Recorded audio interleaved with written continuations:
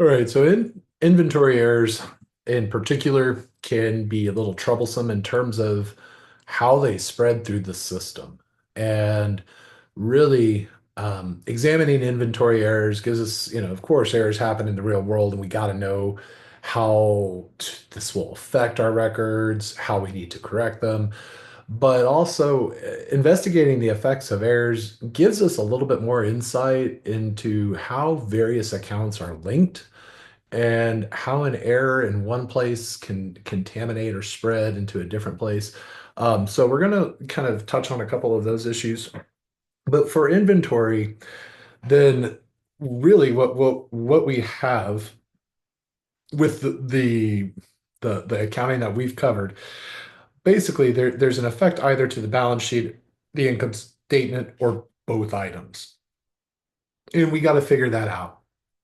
And when you're looking at inventory errors, you got to know the source of the error. So it's either an issue with counting the appropriate inventory to make sure that the inventory was counted in, appropriately. We got to think about issues like FOB, any consignment, any of the other little issues that pop up with inventory transactions, like a parking transaction where it's not really a sale of inventory, rather it's just a sale and repurchase. But anyway, so we talked about some of this in chapter 8. So these things come to bear when we're counting our inventory. Because remember, just because something is present at our place of business does not mean we have title to it. And if we don't have title, then we do not record it in our inventory balance. Recording it incorrectly really kind of comes into inventory purchase accounting and purchases that are inappropriately recorded or perhaps inappropriately not recorded, right? So again, what we have here typically are issues with the same ideas, FOB, consignment, parking, right? And they can arise in one place or both places. So that affects how the inventory will contaminate the rest of the accounting.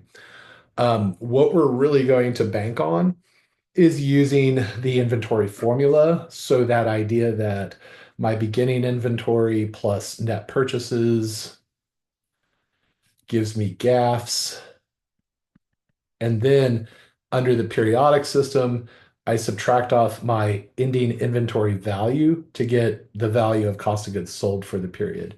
Now, I say the periodic system equation, because this really did originate with the periodic system, but it also applies to a perpetual system as well. So if perpetual systems have errors in them, then this will show the flow of these errors just as easily as we can determine that under a periodic system. These examples are under a periodic system. These examples also have purchases being made on credit. So those are some pieces that are important to know where the errors might go through. All right, so in this example, ABC purchased goods on credit, FOB destination, right? So we're doing a purchase, we're buying from perhaps a manufacturer, and they will become ours when they arrive at our place of business. The purchase was recorded on December 28th when the goods were shipped. They arrived on January 3rd. Assume that, of course, we use in the periodic method. Now, the question is, should this purchase have been recorded on the 28th, right? When the goods were shipped? And no, it should not have, because we don't record that inventory as my inventory until it reaches the destination. So what was recorded basically when we purchased it under the periodic method, then we're debiting purchases and we'll credit accounts payable for that amount. So there's no dollar values here. We could include dollar values, but right now we're just thinking about, all right, did this overstate a dollar value or understate? So clearly, if I recorded a purchase, this should not have been recorded until January 3rd when it arrived. because it was FOB destination. All right, so let's start laying out my inventory equation, beginning inventory plus net purchases. That gives me goods available for sale. I subtract off my ending inventory value, the dollar value of my ending inventory that I counted, and that gives me cost of goods sold. All right, well, is beginning inventory in error? So do we have an error here? And we also want to talk about whether this increased or decreased, right? Whether that overstated or understated each item. So with beginning inventory, do we have an error? The answer is no, unless we have 2 years of data, right? So the only time beginning inventory has an error is if prior periods ending inventory has an error.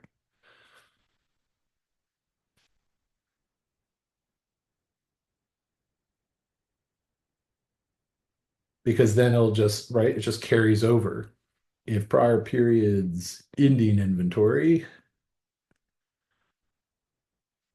So as long as that does not have an error, the prior period's ending inventory, then beginning inventory should not have an error.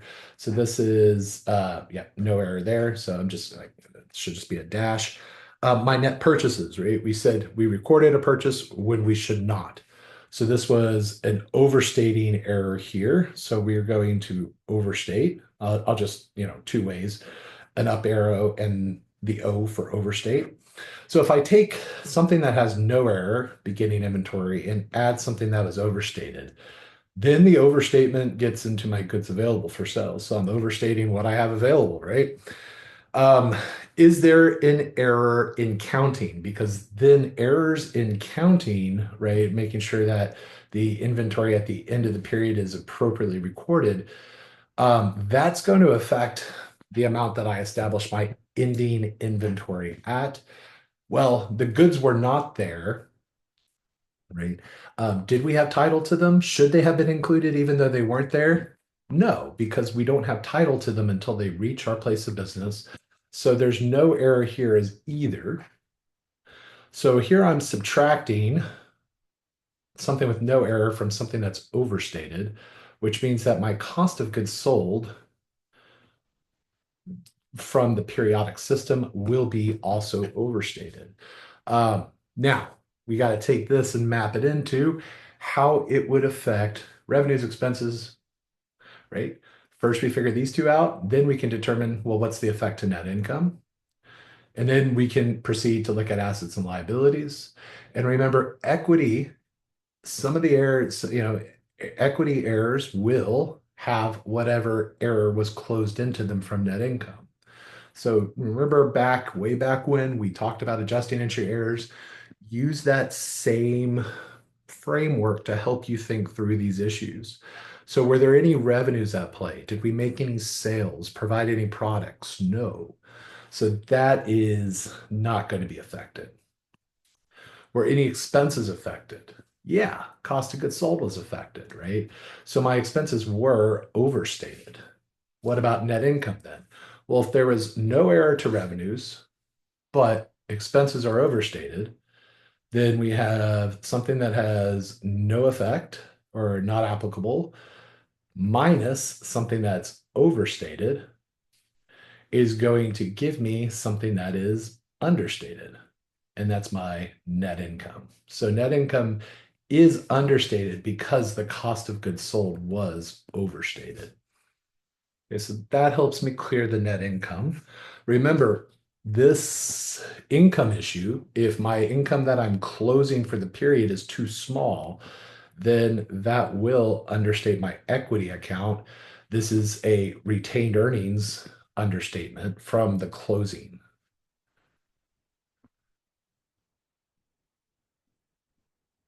from closing COGS in particular. Oops.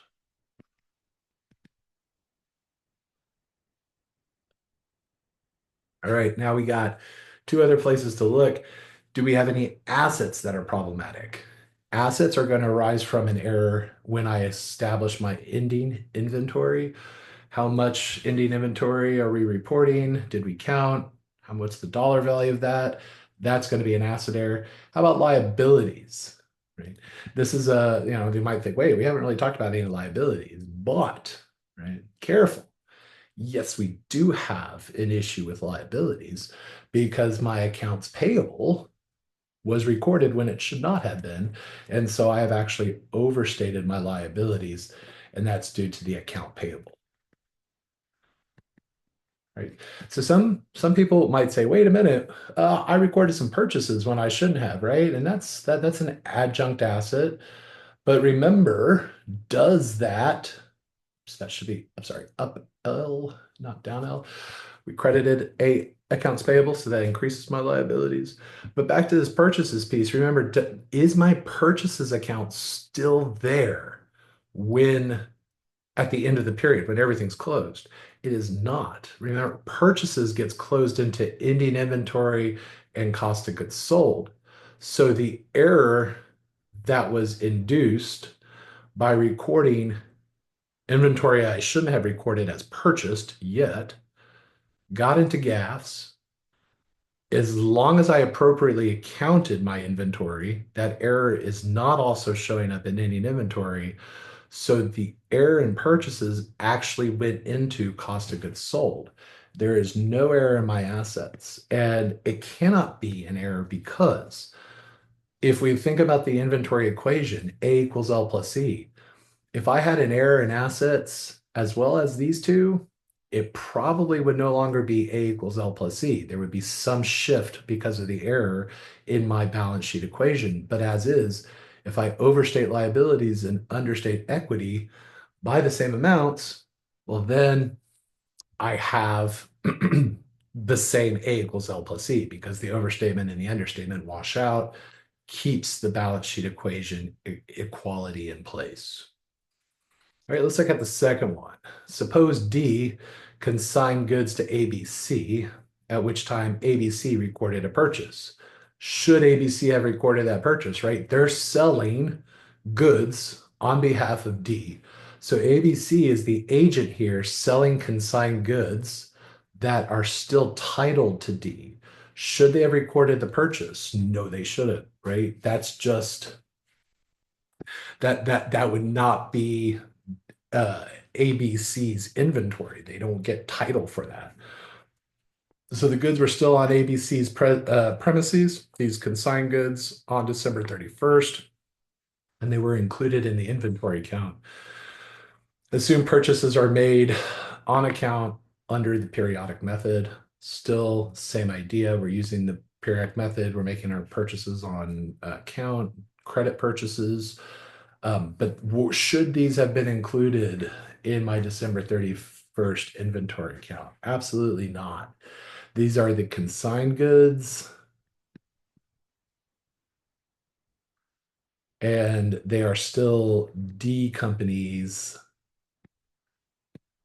inventory. So we have two issues here. We recorded a purchase and we counted those items. So let's see what happens then. I start off the same way, just bringing my periodic equation down here.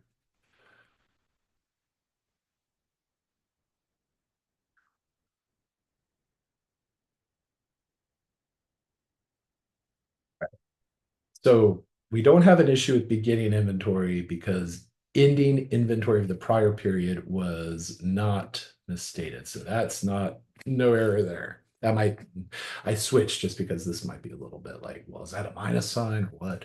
Yeah, just not applicable, no error.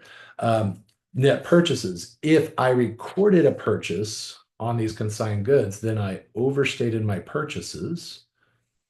And that was through the same entry because we're using the periodic system, purchases and accounts payable.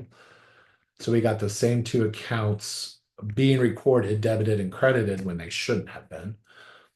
All right, this still leads to an overstatement in gaffes, but now this is that part where I said, yeah, people think, well, didn't you overstate assets too because you recorded this purchase? Well, maybe we did this time because if it's counted in my ending inventory, right? When those goods, those consigned goods from D should not have been counted, then I have overstated my ending inventory as well. I have something that's overstated, but I'm subtracting something that has also been overstated by the same amount, right? These two amounts, then they cancel out. The error cancels because I'm subtracting, and I have no error to cost of goods sold. So let's look at how this error plays out. We still haven't sold anything. We're ABC, so we were purchasing and holding inventory to sell, but we didn't sell it. So that is no effect there. No, not applicable. Because COGS is not affected, there is no expenses that were affected by the error. And if revenues and expenses aren't affected, then net income isn't affected. And if net income isn't affected, then we're not closing anything into our retained earnings. That would be problematic. So all we have are assets and liabilities. Now, what I was saying about the accounting equation, right? If we have errors, errors have to follow the accounting equation, just like everything else. So as long as they're appropriately recorded debit and credit for the same amount, which they were in this case, right? So if E is not a valid place for me to have an error, then that means the error is only in A or L.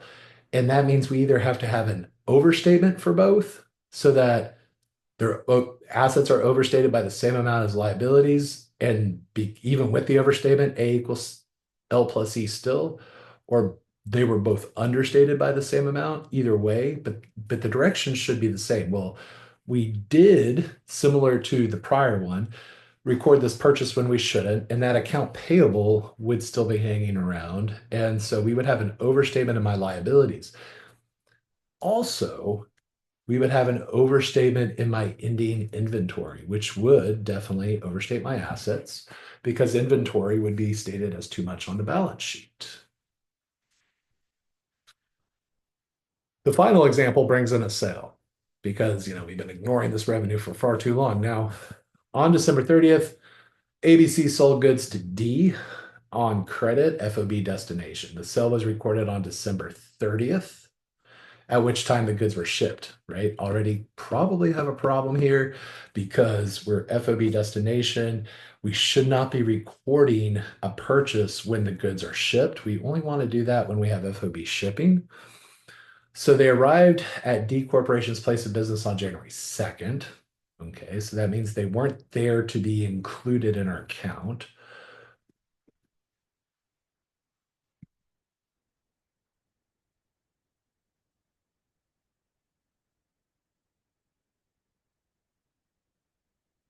So that means that we didn't, likely did not count them in our inventory and shouldn't have because their destination, FOB destination, they don't arrive to January 2nd, so they should not be in my December 31st ending inventory assessment. Now, start laying out the equation once more. Beginning inventory plus net purchases gives me gas. And then when I have ending inventory as a count, I subtract it to get cost of goods sold. Now, we sold goods to D. Oh, right. I kept saying, I might have kept saying purchase here, but it works the same way for a sell. Because we sold FOB destination, we don't record the actual company purchasing from us until they reach the destination. So these goods should not be included in our purchases, or sorry, in our sales logs, right? So we have no purchases going on this time. This is just a sale. Sorry, I got a little bit turned around there. So did we purchase something when we shouldn't have? No, we're talking about a sale. So this is still an A, which means that there's no effect to my goods available for sale. Okay, so now these were not counted in my ending inventory. right? If they've been shipped, they're not in my ending inventory. Should they still be a part of my ending inventory? If I'm the seller and I'm selling FOB destination, these things are still in transit at the end of the period, and they're still my inventory as the seller. So they should have been included, but they weren't included in that ending inventory count. And so we actually have an understatement of my inventory. Now, when I begin with no error and I subtract something that is understated, right? I subtract too little, right? Maybe I have something that's at $10 and I subtract five, but I should have subtracted seven, right? Well, then what happens when I only subtract five? I actually end up overstating my cost of goods sold. So from that standpoint, we have an error there. Now, there's an additional piece here in that instead of the purchase, we recorded a sell. So we recorded something similar to like AR and sales revenue for a price. And then we have an issue with our COGS where we recorded too much cost of goods sold and understated our ending inventory at the same time. So we recorded some revenue that we shouldn't have. Revenues are overstated. My cost of goods sold is similarly overstated because of the lack of counting these items, which I had sold, but were still mine because they were shipped FOB destination and had not arrived until the second, right? So at the end of the month, my cost of goods sold is going to be overstated. Let's talk about this net income then, because like I said before, or we've seen before, where I said basically, well, if I have my revenues and those are overstated, and I'm subtracting expenses, which are also overstated, then the two overstatements should cancel out if they're the same dollar value. But the question is, do I sell things? Do I sell my inventory at what it costs me? No, I don't. Because that if I bought something for five and sold it for five, I wouldn't be making any money, right? So the sales prices are at a 30% markup over ABC's cost, right? So it tells you right there that if something cost, for example, $10 of cost of goods sold, then ABC is going to sell it for 13, right? $3 over the cost, 30% over the cost, $3 in this case over the cost. So that means that my net income here, that the revenue effect is going to be greater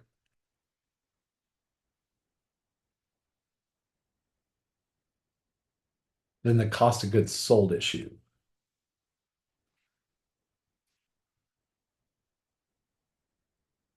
Okay. Because 30% markup over cost,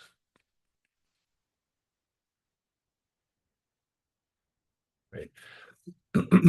Which means if my revenue error is greater than my expense error, that net income will still be overstated because the overstatement in revenue was greater than the overstatement in cost of goods sold. If my net income is overstated, it'll close into my retained earnings, which will overstate my equity account. All right. So now we just have assets and liabilities left to figure out. Remember, my asset effect is really going to come from my ending inventory here, principally, but also I have accounts receivable, right? And so I understated my inventory by an amount, by its cost, but I overstated my AR at the sale price. And remember, we said sell price is greater than the cost. So even though I have an overstatement of AR and an understatement of inventory, because inventory is based on cost and AR is based on sell price, and we know that sell price is greater than cost, That means that overall my assets will be overstated. And any liability issues going on here, because we didn't have an issue with purchases, we do not. So this one would be not applicable. And again, we still have a balance in my overall accounting equation that the overstatement in assets is equal to the overstatement that's in inventory. And therefore, A still equals L plus E, even though E is overstated and A is overstated. They're overstated by the same amount, so we still have balance in my accounting identity. We're going to look through two others. There's two other examples of these in the Chapter 9 problems of inventory errors. And there's an example of one where the error is examined over 2 years. So beginning inventory actually gets to have an error because the prior year or the prior period's ending inventory was misstated.